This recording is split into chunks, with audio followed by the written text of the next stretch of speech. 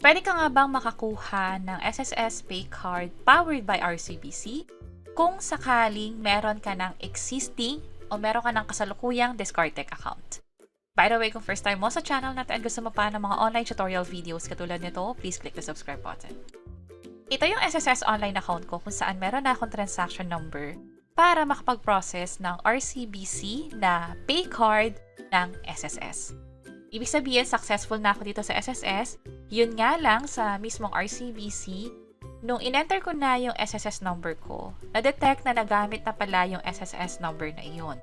Nagkataon na ang ginamit ko sa Diskartech account ko nung nag-sign up ako ay yung UMID ID ko sa SSS. That's why nakita itong error na to o nakita nga na may existing account na ako sa RCBC or Diskartech.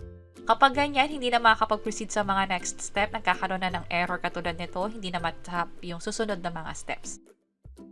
At dahil dyan, ang ginawa ko ay nag-stop na ako sa pag-sign up or pag-register nga sa SSS My Pay Card. Instead, chinek ko na yung RCBC or Diskartech app ko. Dito sa cards, may paparating naman palang SSS card para sa atin, para sa mga existing user. Yun nga lang, hindi pa siya available sa ngayon, so mas maganda na hintayin na lang natin.